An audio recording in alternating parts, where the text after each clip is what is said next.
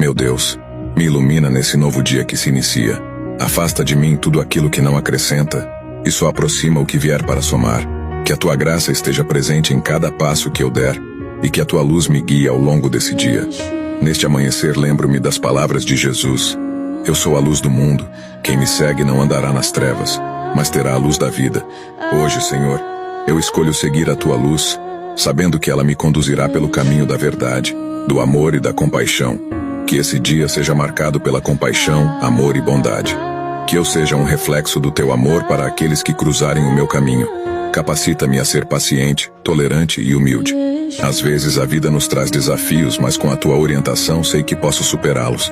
Ajuda-me a enfrentar cada obstáculo com coragem e fé, sabendo que sempre estás ao meu lado. Deus, com a orientação, sei que este dia será abençoado do início ao fim. Em nome de Jesus, amém.